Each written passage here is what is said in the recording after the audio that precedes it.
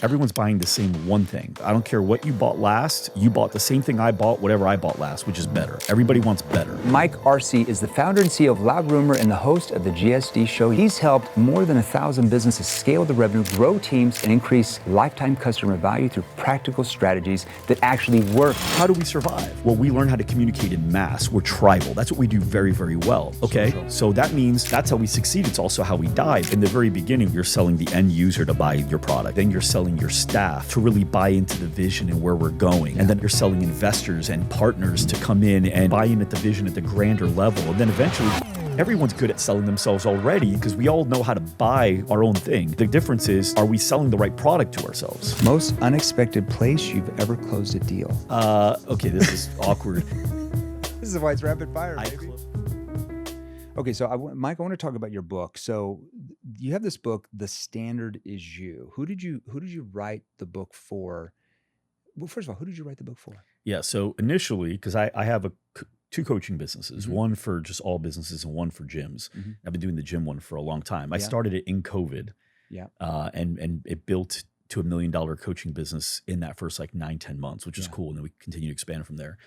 But what I realized was there were so many books out there about gym sales, gym marketing, gym growth. Like everyone had one like that. And from what I gathered, our best clients weren't even reading them.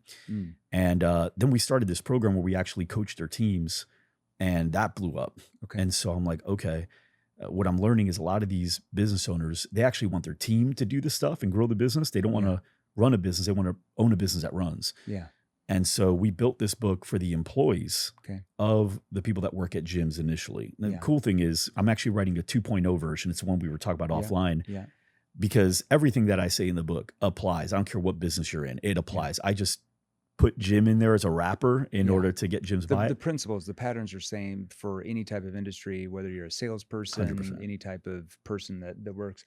What are maybe some two or three things in there that you feel are principles that really anybody, as primarily most people that watch or listen to our show are in sales, they're selling something, all industries. What are maybe a few principles in that book that could really help them like shift their sales career, things that they could learn to help them? Yeah, well, I think one of them is it's actually more building a relationship with the owner, or not the owner, whoever your leader is, I should say. In the gym space, usually it's the owner and then the employees. But if you think about like, if you were an employee, it would make you feel really excited, confident in your role if all of a sudden your leader came up to you and just said, hey, Jeremy, I just want to let you know, having you work with me in this way has been awesome. I haven't had many employees like you. It just makes me more confident as a leader. And I just think you're awesome. And I'm excited to work with you for the next few years. You'd probably feel very like confident about your security in the company and where you're at. And you probably want to work harder for the guy. That makes sense. We know how to build trust, but because this book's written for the team, it's like, well, how do you build that trust? You want trust in return. How do you do that? Now, the owner, you as an owner of this business, you can't say to your people, hey guys, it'd be great if you told me how much you like me as a leader and how much you like working with me. You can't say that, but I can say it as the author. And so I make the suggestion. One of them, it's like, hey, how often do you tell your leader how much you enjoy being led by him? That's a really good idea because most books are more about the leader, like, influencing and moving their employees to catch on to their vision, to make their employees feel good. But I've never really read a book where it teaches the opposite, where how do you, like, as an employee, make whoever your boss is or supervisor or owner of the business, depending on the size, feel good about themselves and their leaderships. And I think that would probably make them be a better leader and have more respect for you. I never even heard 100%. I mean, makes sense. And so with the vision of it, which is actually coming to fruition, is that you're not selling one book to the owner. People are buying 20 books. They're buying 30 books and they're taking pictures of their entire team holding the book up. And now franchises, I'm about to go do my third talk for a franchise where they're all getting books for everyone that's in attendance. But here's the best part. The people that are in attendance are now buying 15, 20, 25 books for everybody on their staff. So it's doing exactly what I wanted it to do. But ultimately, I think it comes down to if the employees don't know how to be great employees, it doesn't matter how good they are at the sales or marketing or whatever. How do I be a great member on the team and how do I get the most out of my career? Because a lot of them don't know what to do to advance. They think it's just do better at the thing you're having to do. Do better the thing you're doing, the task you're doing. It's also like how you like network within that organization and influence other people to respect your work, not 100%. Just like and to like you as well. I think that's really valid. That's good. Well, you think about it with athletes, right? You have athletes that are, their stats are great, but they're toxic to the team. So they get rid of them. That's right. You have other people, they're toxic, their stats are okay, but they're an incredible locker room guy. They call them the glue. Yeah. And these are the people that stay on the franchise for 10, 12 years, you know, and people fight to get them on the team because they know how great they are at getting the best out of everyone else. They help unify the whole team. 100%. They believe in the vision. So I know you love sales and persuasion. I want to get into this.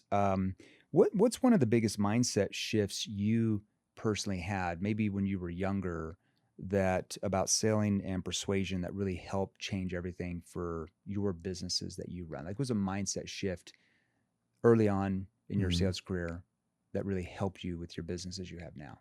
Yeah. So the first time I was selling, I don't think I knew the word selling. What was the first thing you sold? So I was like 10 or 11. Okay. And my dad made me shovel snow. I grew up in New Jersey. Okay. My dad made me shovel snow off his car so he can take me to school. And as I'm shoveling the snow, the guy across the street goes, "Hey, when you're done with that, why don't you come do mine?" I thought he was being sarcastic because in Jersey, everyone's sarcastic. Yeah. So I said, yeah. Well, he goes, "No, I'm serious. I'll give you $20. And I'm like, whoa. Okay. Yeah. So I said, "Well, can I do it when I get home from school?" He's like, "Sure." So I get home, I do this guy's thing for $20. Yeah. While I'm doing his, the neighbor goes, "Hey, can you do mine next?" And I go, "Yeah, I did his for $20." And she's like, "Sold." And I'm like, "Oh my gosh." So now I just started like, I called my friend up and I'm like, "Hey, we should do this." At 11. That's 10 or 11. 10 or yeah. 11. My That's friend crazy. Jason Stain. I still remember who it was. Jason Stain. So I call him. So he comes over. And then from there, I created the system where you guys shovel and I'll go get more people to say yes.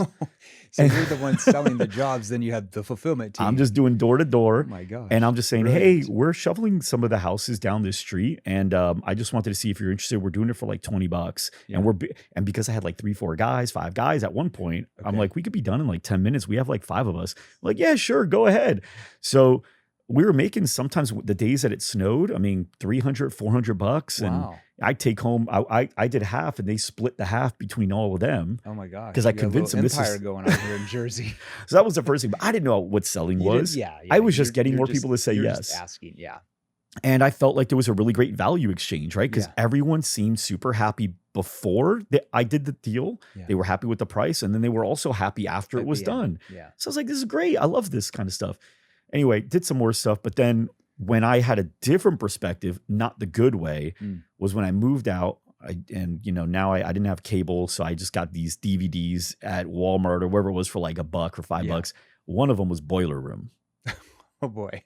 And Ben Affleck changed how I viewed sales. Okay. And so, honestly, I actually kind of got inspired by it, but it didn't take long for me to be like, I don't like this. Yeah, you picked up some of the negative traits. Yeah, I think what I did like is like how motivated, how driven. But what I didn't like is like, if I threw your life jacket, would you grab it? If you were drowning? Yes, good. Pick up 200 shares. I'll let you down. I was like, I don't think that would work. It doesn't work. No. And then as I got more, then I started really studying sales and I got picky on who I studied from. And I didn't really get a lot of trainers, just went deep into some. Okay. As I started doing that more, I really realized like it's really about communicating a product effectively, understanding what it is that they're looking to accomplish. Yeah. And remembering, I think this is the thing that I remember, and I like to tell all my clients as well. I don't do sales training like you, but I have sales elements within my coaching. I more teach people how to run better businesses. But one of the things I say is, think about a prospect. Their most ideal outcome is that they buy. Mm-hmm. They wouldn't set a meeting for the fun of it. Like, we've got things to do. Most people would rather be on Instagram scrolling. They wouldn't respond to an ad if they didn't know they had some issues or some problems. They would never respond to the ad. Never mind showing up to a meeting, taking time out of their day to talk to a sales guy for what? A product they don't want? No, they're here because their most ideal outcome is that they buy something. Yeah. And so we're already at a head start. Mm-hmm. This is great. You could only mess it up from here. So true. And or disqualify. It could be a bad prospect, right, for the business model. But I think some people go into the mindset of, oh man, I hope I can get them to buy. It's like, so do they. They hope the same thing. Yeah. So that really helps me. I go in pretty confidently. It's funny. I haven't done sales in a while. I did one yesterday. Okay. And it's been a long time, a few years since I've done an end user sale. And I saw one come in, and it was somebody that I know had seen me speak at one of the franchise events. Sure. And it was a referral. And I got on, and it was done in 20 minutes. But it was fun. I knew from the beginning, this person, that there's a reason he's here. They need you, right? You're solving problems. Like this is, when I was on your show, we were talking about it. Like, hey guys, Jeremy Miner here. A lot of you guys keep asking me really good questions in the comments on how to sell more. So the easiest way to actually get a hold of me is to actually text me way faster. So 480-418-6755. So text me at 480-418-6755, because here's the deal. I started this sales training company to help you finally master sales and persuasion once and for all, which is, I know what you want to do. So text me, and then let's get back to the show. it's the same thing. I know you agree. It's like you're not selling the thing, you're selling the results of what your thing does. That's what people are buying. They're not buying your thing. The thing is just the vehicle.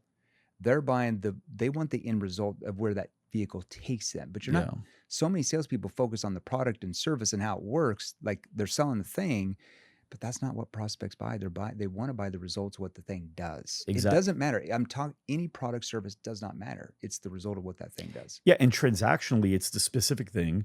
Holistically, everyone's buying the same one thing, period.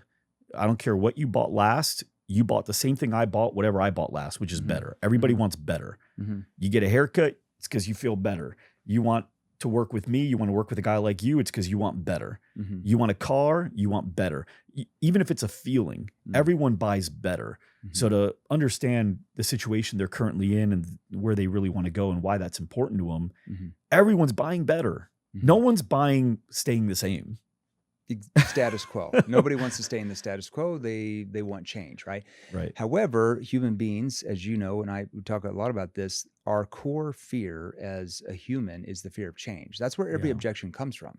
Every objection you get, every prospect that does not buy, it doesn't matter if it's time, money, indecisiveness, comes down to a fear, human fear of change. Now, why do you think that is? It's just, well, just biologically, scientifically, psychologically, that's what it comes down to, because the brain is like, here you've got the brain. I always call it the brain, the mind, right? So disassociating with you compared to the mind, because those are two separate things.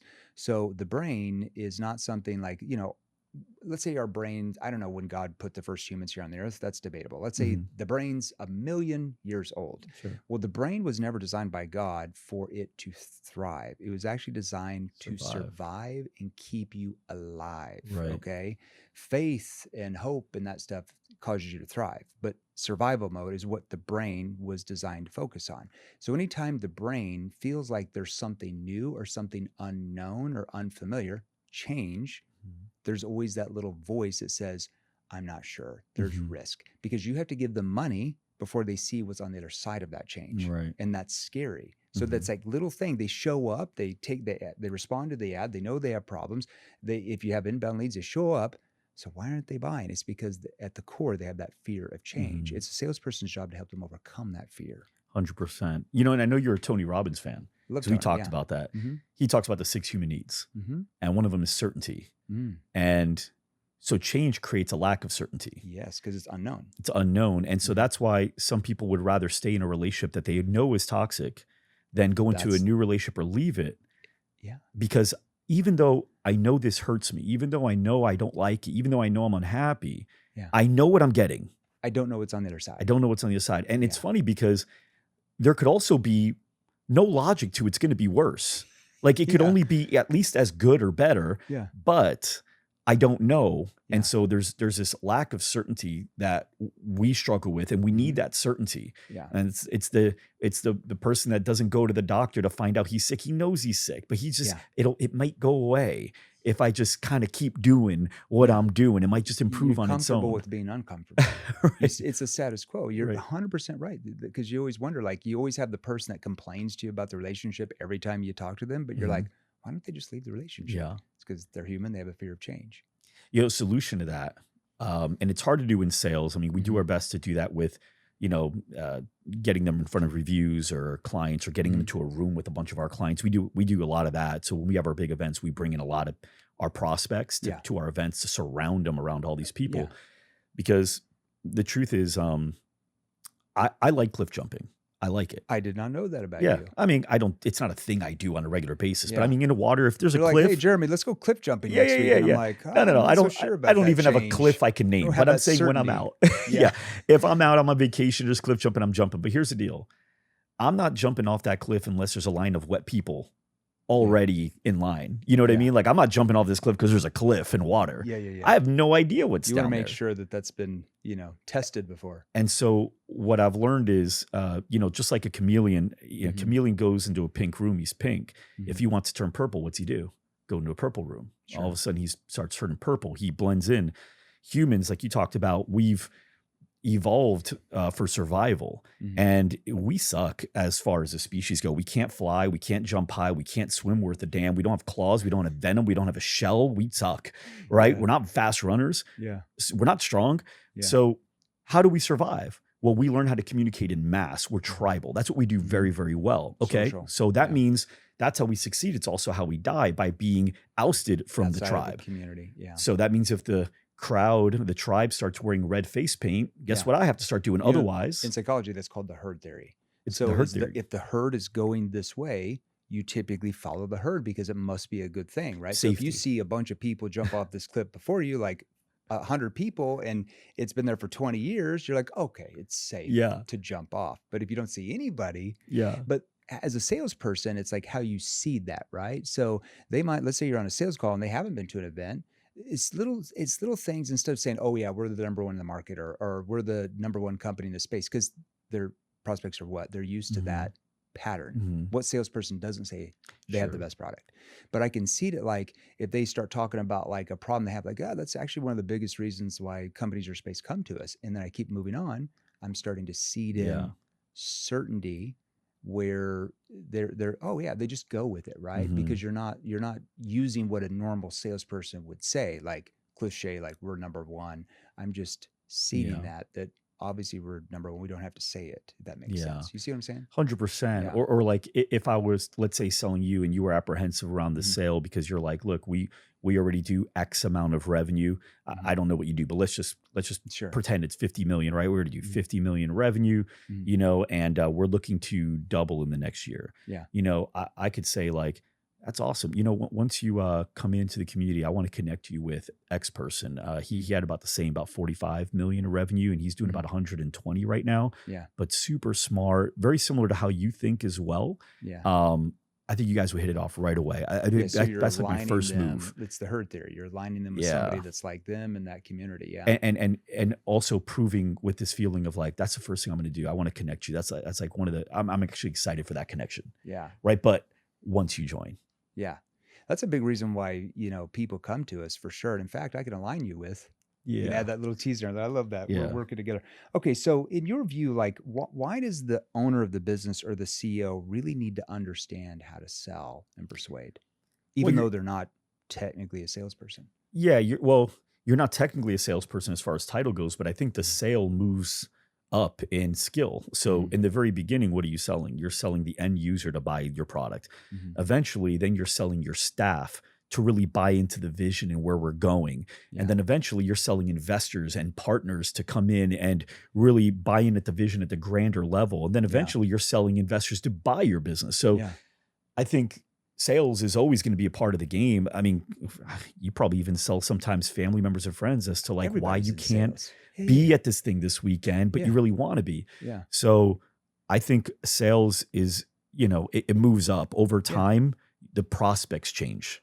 That's the only difference. Everybody's in sales. Like you want to convince your boss to give you a pay raise. What are you trying to do? You're trying to persuade, you're trying to sell, you're trying to influence. Or you've got incredible staff. I mean, I've gotten to hear about the stat sheet of your staff. It's incredible. That's a sales pitch. Steve Jobs was incredible at that, right? Getting somebody that worked at, I think it was Pepsi or Coke, going, you want to sell sugar water for the rest of your life, or you want to come with me and change the world? Right. That's a sales pitch.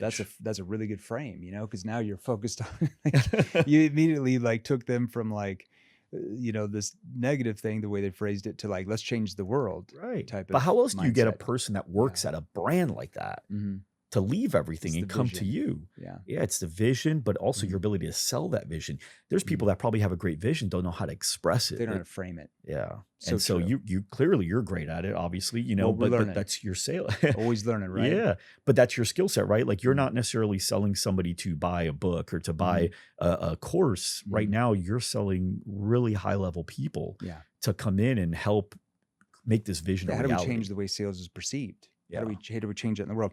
Okay, this is really good. So why do so many salespeople and entrepreneurs hit a wall, and sometimes they don't know how to break into that next level? Well, I think athletes hit it too, right? Yeah. Athletes go on hot streaks, they go on cold streaks, and then sometimes a cold streak, if they don't have What do either you feel like causes that separation compared from like a Tom Brady? This is like in business and sales or like anything, but Kobe. like or like a Tom Brady that gets drafted, almost didn't get drafted, and now he's the GOAT compared to a first round draft pick who drops out of the league 3 years later. What is going on in the mind? Yeah. That I don't know. separates that? I actually go back and forth with this. I used to think it has to do, like with your upbringing, nothing to lose. But then you got guys like Kobe Bryant that actually grew up. His dad was an NBA player. He traveled to Europe. So he was affluent life. I do think some people have a gene where they just have confidence.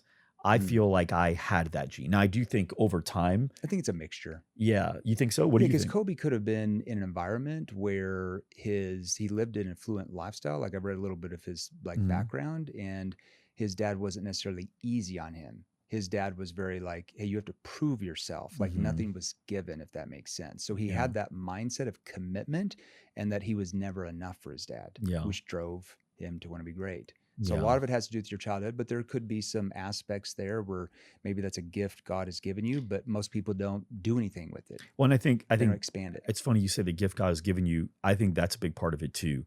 I think depending on your beliefs, my belief is, God gives everyone talents, gives everyone certain things. I agree, And I think it's tricky to find out what it is, especially in a world where you see so many people you admire doing things that look admirable, but they make it look admirable because they're so good at it.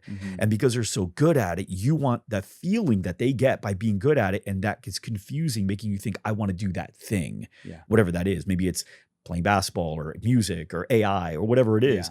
But is that the thing that God designed you to be? And I think once you get connected with the thing that God designed you to be, plus you have a real why, you have a really good, healthy reason as to why to do this, combined with some good, possibly upbringing, right? So, if you weren't beat down. And it could be like even, you take a look at like somebody like Oprah. Her upbringing, she was, raped when she was 13 or 14. I don't know the whole story, but she was raped when she was 13 or 14 by her uncle. She had a stillborn child. Her mom had her when she was like 13 or 14. She was African-American growing up in the South during segregation in the 1960s.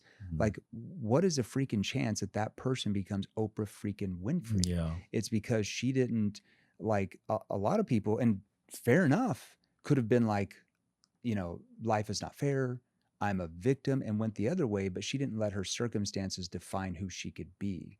And she I'm assuming took that stuff that happened to her and made it into something like, like Tony Robbins says, life didn't happen to me, life happens for me. She learned from that, and like she wanted to help people, and she took a different path. The question is, what separates after hundreds of rejections? Yeah. I don't know if everyone's got the same. I know for me, what I can speak for me and some people that I'm close to that I've heard. I think the first person you've got to get really good at selling is yourself. Yeah. And, studying people like Tony Robbins or Michael Burnoff, who's local to here. Love Michael Burnoff, his stuff's great. Yeah. Jim Quick has some really good stuff as well that I really like. What's that one? Old school guy, the Think and Grow Rich, Napoleon Hill. Yeah. I mean, there's some people that really help you reframe certain things that society's done. It's interesting. Like I just made a post about this with sales. Like, sometimes people in sales are framed as manipulative, but I feel like I spend a lot of my time demanipulating what society's convince them. Society is viewed because of the way salespeople were trained. I mean, if you're talking about like most salespeople in the past were trained more boiler room type of selling, or maybe in the last since the 80s, like consultative selling, which is it's a softer approach, but people still feel the pressure because the questions are too predictable. 100%. If that makes sense. People don't open up. And not only how society's manipulated their frame around salespeople, but even themselves. How many times have you bumped into somebody and you've heard them say, I'm not a X person. I'm not a salesperson. I'm not a numbers person. I'm not a people person. And it's like, dude, you only feel comfortable saying that because you've heard enough people label themselves that makes you feel comfortable. True. But math, I used to say it, I'm not a math person. I failed math 3 times in college, caused me to quit college. I'm not kidding. 3 times. I couldn't pass math. Like, it was ridiculous. You were telling you were conditioning yourself. And now since 2020, at least once a year, I have a 2-day training that I do, a workshop on business accounting. Wow. Just 2 days straight. And I do math very quick in my head. But the difference is, studying some of those people, realizing you not being that thing is it's a story you've decided to tell yourself, and then you've sold yourself that story. Yeah. And so I guess maybe everyone's good at selling themselves already because we all know how to buy our own thing. Yeah. The difference is, are we selling the right product to ourselves? It's so true. You said something so brilliant there. That you're convincing yourself to be this person. Sigmund Freud said it best. People do who they believe they are. So basically, I'm just paraphrasing. He basically taught that people make decisions based on the identity of the person who they believe they are. So if you're like, I suck at math, well, you're going to do what the person who sucks at math does. You're not really going to study. You're not going to go the extra mile because you suck at math. Like, that's why I'm always like, not a critic, but like, I always question like Alcoholics Anonymous and why they have such a high attrition rate where people go back to alcohol. Is because they're basically telling them every day, you say these chants in your mind, like, I'm an alcoholic, or I've been sober for 30 years. I've been sober for 20 years, or I'm an alcoholic. They literally, you say that at the meetings. And I'm like, well, that's just, you're keeping in the same identity of what an alcoholic does. So if you believe you're an alcoholic, what does an alcoholic do? What decisions does an alcoholic make? Well, they relapse, they go back into it, instead of like reframing that mindset of like, you know what, I used to love alcohol, but I don't like it because of this reason, like I'm not going to do it. Yeah. You see what I'm saying? 100%. I used to be an alcoholic, or not. I used to struggle with alcohol, but that's something I've been working on. I feel great about now. Yeah. You just didn't want to go down that path anymore. But if you're constantly telling yourself every day, I'm an alcoholic, I've been sober for 30 years, you still have the identity of the person who's an alcoholic. Yeah. People tend to become the person the hat you put on them. Yeah. I remember, when I learned that in sales, I started bringing it to all parts of life, like to my kids. I'm sure you've done it with your children as well. Sure. And my kid played basketball, Julian, and there was this one kid, Dante, on the team who I just could not get this kid to push, just like almost like a dragging his feet run, right? Yeah. But I knew he was fast. So he had a moment where he did run fast to go get the ball. So I pull him out of the game. He sits down and I go, hey. And he goes, yeah. And I go, I just want to let you know, man, I stopped breathing for a minute out there. He's like, what do you mean? I go, I've never seen anyone run so fast. I didn't know you had that in you. And he's like, when? I go, when you were running for that ball, not kidding you. I always knew you were kind of fast. I didn't know you were like that. That was crazy. Yeah. And he's like, really? I'm like, yeah. I'm like, I don't know if you're not running that fast because you don't want to show off and make everyone feel bad. But dude, you're like the fastest kid I've seen. Just saying, if you ever want to do more of it, that made me happy. And that kid, what do you think he did as soon as I put him back in the game? He ran fast every time. For no reason. He ran fast when he didn't have to. Instead of you saying like, you're way faster, you're like, you got to run faster, which you're like forcing him. Now he's starting to be like, hey, my identity is I'm a fast runner. 100%. So brilliant, man. I love that. So it works with kids, right? It works with everybody. Works with kids, works with adults. What patterns do you see? Let's talk about business for a second. What patterns do you notice in businesses who scale quickly compared to those who just never really scale? They just kind of stay where they're at. What are some patterns you notice? I think one is a CEO's lack of understanding as to what their job is. I think, how many times have you heard people say, yeah, I'm the owner and the CEO, or I'm the founder and CEO, almost as if it's one title, but it's two titles. Yeah. Well, like in your case, right? You are the owner. I'm just the founder. At one point, you were the CEO. Yeah. But you've hired CEOs now, right? Well, the CEO has one job, and there's only one. It's to make the valuation of the company higher. That's it. Everything else, is irrelevant. I mean, yeah, you could say get people on board for the vision, but you could do all those things. If the numbers are going down, you're questioning, is this the right guy? The end result is the valuation of the company. Yeah, exactly. So I think a lot of times, because when we start our businesses, we're doing everything, and then we get in the habits of doing things, and it's really about getting the right people in the right seats, doing the right things right. Mm-hmm. And right people is culture, right seats is everyone in the position, doing the right things. This is what you're supposed to do. These are the priorities we're supposed to work on. And then right, meaning this is how we do them. So it's, how many times you have salespeople that you've seen, they come to you first, they just signed up. And they're like, oh yeah, we follow up with people all the time. And you check their follow-up and it's like the same message. There's no creativity. Yeah. There's nothing exciting. And they're wondering why they're getting ghosted. You're getting ghosted because you're doing the right thing wrong. Yeah. You're doing it. You just don't know what to say when you follow up. It's driving people to ghost you for sure. Yeah, you're creating the you're provoking it. Yeah. So true. I think a lot of times the founder, who is also the CEO, just has a hard time disconnecting, going like, look, am I increasing the value of the company right now? Because if the answer is no, well, then I'd probably fire myself. I need to find somebody who has that strength, is what you're saying. And you're so true. I mean, in the very early days of this business, the first year and a half, I was, it was me and my assistant. So obviously, it's just me, the CEO. Yeah. But as you start bringing cash in and stuff, you've got to be able, like you'd said, okay, where am I weak in? Maybe my weakness is like, I'm not the greatest at running a business. I want to scale to 250 million a year. Right. I need somebody that's actually done that thing, right? So sometimes you hire somebody that's much better than you, but maybe they haven't done the thing, but they get you to a certain level. Right. And sometimes, as you know, those employees grow with the business, where they keep going with it. And sometimes the business outgrows them. Yep. And now you have more cash flow to bring in. Which somebody hopefully does. is more talented, right? That's just kind of the way the business works. Yeah. I mean, if the business is growing fast, it will grow its people, because it's hard for people to grow that fast. Yes. Right. And some people do, but it's hard. I think another thing is not knowing how to use the numbers to identify results versus constraints. So the result is, if you have a hose outside in the garden and water's not coming out, some people go, that's the constraint. We're not getting water out of the hose. Well, that's the result. The constraint is the guy in the middle of the hose holding the hose in half, right? Yeah, and so that's the constraint. So, let's take it down, because I know you have a lot of salespeople listening. So if we're looking at the numbers in sales, we go, we're not making sales. So then they want to work on everything. Yeah. And it's like, well, there's a lot of links in this chain. What is the issue here? Well, they go, well, we're not getting enough people booked. Okay, great. So you got 100 leads. How many people did you get booked? We got 20. Okay, what was your contact rate? I don't know. I don't measure my contact rate. Well, that's a big issue, because here's the deal. If out of 100 leads, you talk to 90 and you only book 20, you got a scripting problem. There's something going on in what you're saying. The conversations. But if you got 100 leads and you only talk to 25 of them and you book 20, you don't have a scripting problem. You got a follow-up problem. You're not calling fast enough or creative enough, or there's nothing happening. Your messaging is not right, where you're leaving the right message for them to call you back. There's something you're missing. Or the lead source has an issue, right? So not looking at the metrics to identify the true constraints, not just being upset with the result and then changing everything, or shifting, getting a new sales coach. And it's like, dude, there's a things link you can fix as well. Like one of the, when one of our advanced training programs that they get into, Advanced Inner Circle Mastery, we don't just train them like, the right questions for their industry stuff. We do all that stuff, and how to, master tonality, that stuff. But we also teach them something that's called sales maximization. And that's, here's where you get some wins while you're learning all these new skills, right?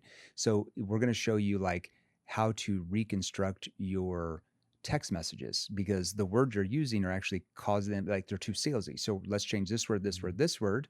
And wow, instead of you having, let's say, a 35% show up rate, now you have a 50% show up rate. It's so massive. by default, you're going to sell more, just because there's more people showing without up. changing anything about your sales training. Anything about your sales stuff. While you're learning those skills, let's get you some smaller wins like that. Just little things like that. So important. And it's more energizing for the team, right? Because imagine you're on the sales team, and I come in, and I got you and all the other sales guys, and I go, hey guys, here's the deal. Our close rate's solid. Our lead flow is good. Our show rate is good. The only thing we got to fix is our book rate. Yeah. And I'm looking at it. We're making enough contact with people on the phone. We just got to get more of those people to actually book. That's it. I don't want you guys to change anything else. Everything's fantastic. Yeah. What we're going to work on for this week is that. So what I like is anybody here feel like they have a good idea as to why that might be happening? We dig into that, because maybe you guys already have some ideas. Yeah. And then dive into that. And then the cool thing is, if we don't have ideas or do have ideas, and you know this, most people know what they need to do. All you need to do is play a recording. Just play it, and you could sit back, and then you'll notice one or two salespeople, especially if it's the guy that's doing the call, they'll go like this. And you go, pause. What is it, Jeremy? Yeah, I already know. What? I'm talking too much. Okay. So, you know, would you guys agree? Yeah. Okay. Keep going. Yeah. And, or I let him off the hook. Yeah. Yeah. So what do you mean by that? I didn't dig. He gave me pain. He gave me pain. I just went to the next question. Do you know why he did that? I just wasn't active listening. Okay. Play. So you don't even have to train them. I think sometimes sales trainers work just too hard. Themselves. Yeah. Yeah. They kind of know, like, just like people know how do you get in better shape? Okay. Don't eat more lean meats, more vegetables, more fruits, sleep more, drink water, no alcohol, no cigarettes, move. Yeah, that would work. That would get you better, right? Just that alone. Yeah. If you have people record their day and say, show me all the things you did that got you out of shape, I'd be like, okay, yeah, I shouldn't, that was 2 burgers. Self-awareness, right? Right. So how do you personally stay sharp and keep evolving as a coach, as a sales leader, as a business owner? What are some things you do to stay sharp and keep evolving? Like, you've already done great things. So like, what do you keep doing on a daily basis to keep that going where you're still growing every day? This is it. So the chameleon example, right? Humans have become incredible at modeling because that's how they survive. I mean, do you think Crocs are really that good looking? Right. Yeah, exactly. But like, why do people get Crocs? Because it's safety. Everyone's got Crocs, right? And then my brain starts telling me, oh, they're cool. It got sport mode. And it's like, not really. They look like, yeah. So we're really, really good at modeling. And so me finding ways to spend time around people that are staying sharp, that are hungry, that want to be motivated, that want to help others. Yeah. I turn into that room color. Yeah. It's hard to become something else because I can't avoid it. My DNA, my evolution has made me so that in order to survive, even though it's not my survival need, it's how do I just take a little bit of what Jeremy's doing and become more like Jeremy for survival, but I get the benefits of thrival, right? So that's why I joined this group called the Zenith Group. It's Tony Robbins' highest mastermind with Dean. And there's only 25 of us. It's by invite only. You still have to pay $250,000 a year, but I wanted to join that because I wanted to be the poorest person in the room. There's like 4 billionaires in there. There's just some really high level people. I don't know if I'm the poorest one there, but I wanted to be one of them. I wanted to be like, how do I learn from people who are above my pay grade, in business and that type of stuff? And it's the exact same thing. I think everybody, you guys are all smart. You've all heard the saying, you are who you associate yourself with, or you are the average of the 5 people. Yeah. There's probably a lot of truth to that. So who are you hanging out with and taking advice? I think a lot of it is just like, who do you take advice from? That's the biggest killer that people have in life, is they take the advice from the wrong people. It's like, if you're taking financial advice from your uncle who's not financially wealthy himself on what you should do with your finances, probably not going to work out for you. But if you're taking financial advice from, let's say, your uncle who's a multimillionaire or a friend who's a multimillionaire or something, probably better to take their advice than somebody who's broke. 100%. I used to always say that to people. It's like, if you want to have a great relationship, are you going to take advice from one of your friends who's been divorced 4 times? Yeah. Probably not a good idea. No, not at all. And I think taking advice is a big piece of it, because you've probably gotten some really good advice from people in that room. I think the biggest value that I get from being in rooms like that is not what they say to do, but how they think. Because when I learn how someone thinks, I can create the doing on my own. Great example. And I teach this to the clients that I've got. I teach them not to ask, what do you do, to the other business owners? Because there's all these business owners really, really successful, right? And so I think a really bad question is, what do you do? What do you do here? Like, how do you do that? Because I got a wife and we've got a good relationship, but here's the deal. Let's say I saw Brady over there and he's got a wife and they have a great relationship, but I have a struggling one. And I go, hey, Brady, what do you do with your wife that, like, how can I be a better husband? What do you do? And he goes, well, I actually, every morning we start out coffee on the patio. We drink coffee together. We talk about what we're going to do today. And then after that, at night, we sit out, have a glass of wine, and we talk about our day and what happened. And then every week, without fail, we go to 2 new restaurants every single week and we experience a new place. And I go, great, I'm going to do that. And I go home to my wife, Marjan, and I say, hey, here's what we're going to do. And she goes, okay, first off, in the morning, I'm getting 4 kids shuffled to school. I don't have time to sit and have coffee and talk about my day. And at night, you want to talk about what we did all day, but we're around each other all day.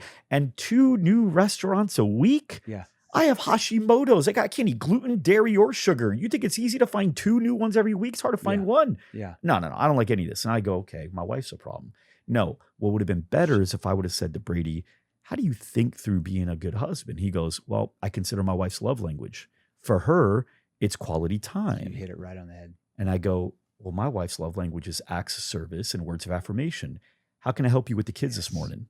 So different. How can I help get in the bed? Yeah. Hey, I found a couple restaurants. Did everybody get what he just said? That's really, really important, because that could be, it could be in business, it could be in sales with clients, like, cross sales, all these type of things is like, you're asking like, what did you do? And you think that whatever they did to a certain person is going to work for this other person, but might not necessarily work for them because they have different needs. Right. So how do you think through your marketing? So you're looking for more of the patterns. 100%. Yes. Because if let's say I were to say to you, what do you do for marketing? And you said, it's all social media, Instagram stuff predominantly. I go, okay, great. And I go do that. And it doesn't work for me. My following's not like yours. Yeah.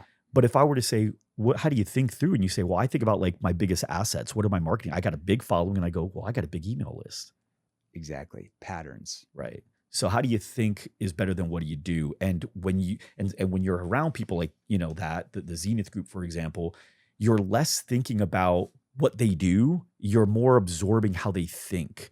And then you take that thinking, and that thinking helps you identify the doing. I love that. Everybody write that down. That's really, really important. Okay, so we got some rapid fire questions for you as we finish up here. First sales job, well, actually, I already know that. Besides your own, what's your favorite book? What's one of your favorite books? My book's not my favorite. My favorite book. Just one of the favorites. That's a hard one. I've read so many books. When somebody asked me, like, okay, the obvious. Can we just put the Bible aside? That's number one. Okay, sure, Bible. Okay. Why Bible's one. Purpose-driven life is actually 2, which is another one. Purpose-driven life. Who? Rick Warren, I think it was. Okay. Yeah. Rick Warren. Okay. That was great. When it comes to business books, I really like Mr. X by Jabraham. It's actually an exclusive book. You might have gotten it because you were in Russell's book program, but he gave it to people. But I think I joined right before you. Okay. But Mr. X, I mean, what a marketing book. You actually can't find it. You have to like download the. Wow. I have the actual copy. It's only like 100. It's a big black book. And it just has Mr. X Sold on internally. it. Okay, so Mr. X by Jay Abraham. Okay. Yeah. One word that describes a great leader. One word. Consistent. I love that. First thing you notice about someone when you meet them. Their smile. Like, is it, but the eyes and the smile, like, are you smiling because you feel like you should smile right now? Or you smile because you're just like a fake smile. You're joyful. So like, you're looking, is this an authentic person or a fake person? Approachable, joyful, good intentions. You by now you could probably feel it. You're looking for facial expressions. I love that. Most unexpected place you've ever closed a deal. Oh.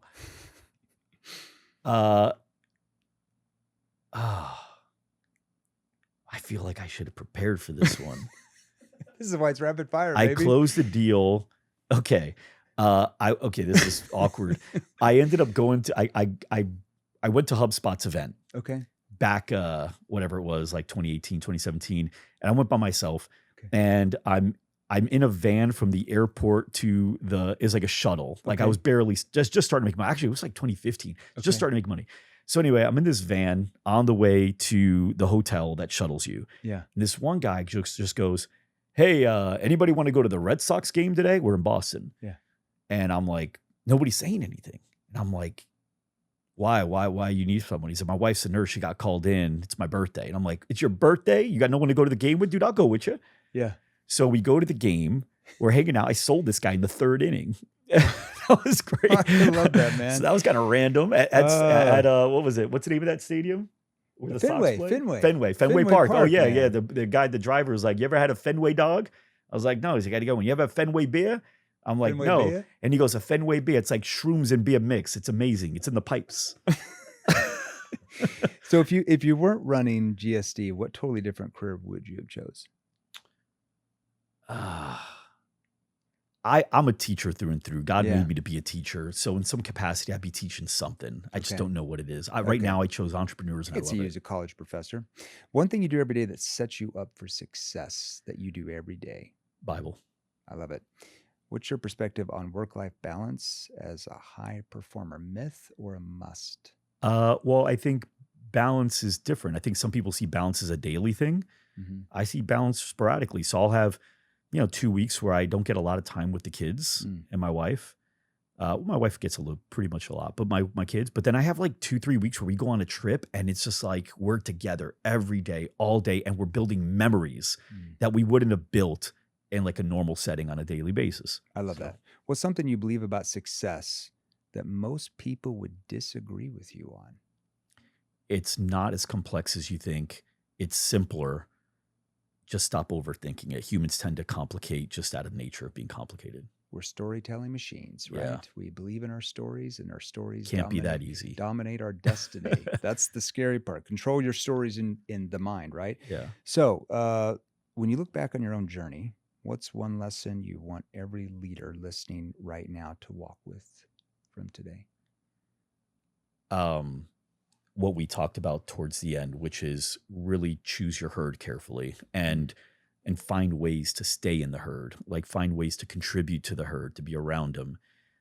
It's such a big part of Build the herd up. Yeah, we're just hardware, and the software, we're just deciding what's going to come in and out. And I think too many people spend too much time on this, and the algorithm is smarter than you think. So the algorithm's picking your herd more than you are. Smarter than any of us. Yeah. Times 10. It shows you what you want to see.